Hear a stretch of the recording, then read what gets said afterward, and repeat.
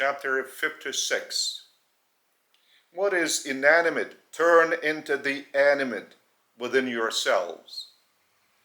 As soon as the soul starts breathing freely and manifests itself in goodness, your body shall regain its health without any chemical drugs.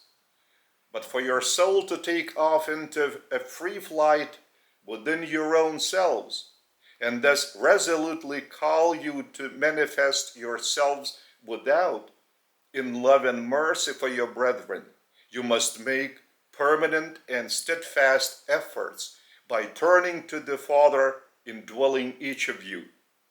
And this stage of your inner turning to many is tedious and difficult. Therefore, you cling to the dead rituals and dogmas that have been erroneously taught for more than 2,000 years by the top leaders of the church, who have not discovered the Father within, and thus they cannot lead you to the Father's love and truth.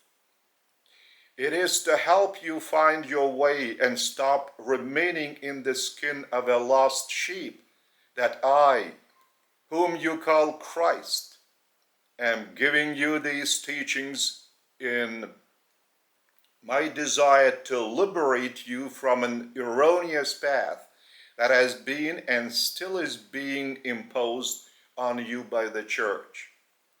All of you must know that by walking on my living path, by walking through me, you may find the Father within your own selves.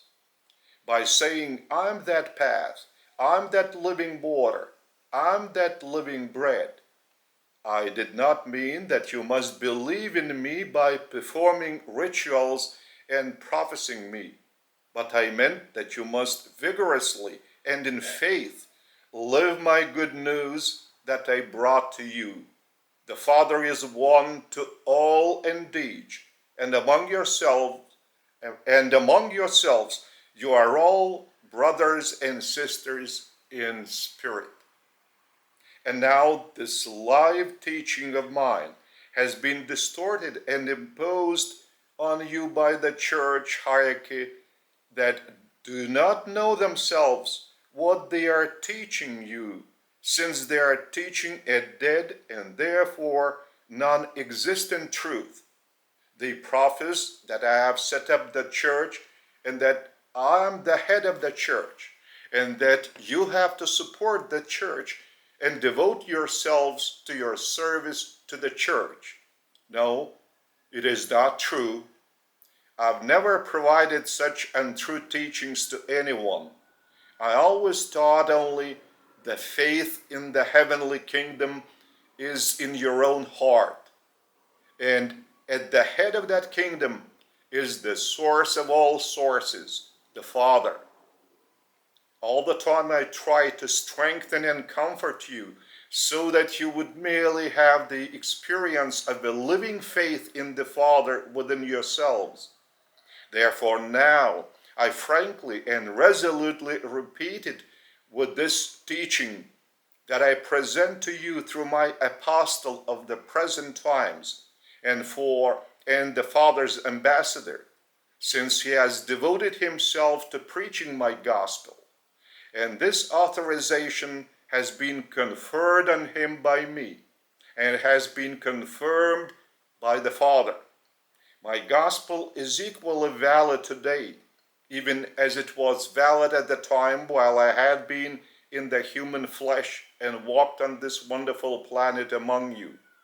And today, I support in the very same manner my gospel, even as it has been expanded by my apostle, the fatherhood of God, the brotherhood of man, and even of all creation.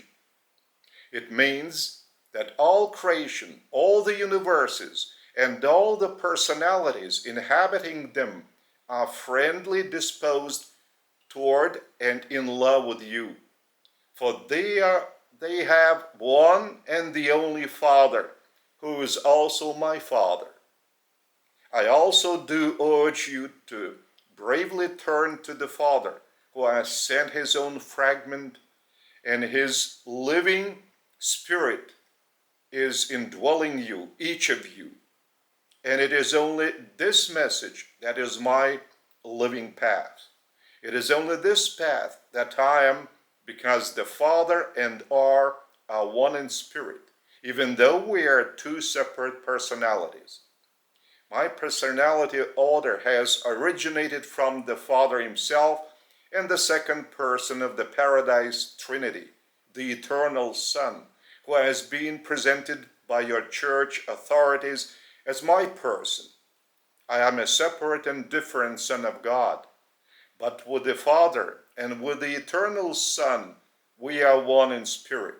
Therefore, you must separate my person from the person of the eternal Son, even though in my universe I do represent both of them. Therefore, by walking on the living path, walking through me, through your living faith in my gospel, you are also walking to the Father. And this is the only path leading to the Father, one's living faith. But there are many smaller paths to walk on to one's living faith, yet at the same time, they are more erroneous.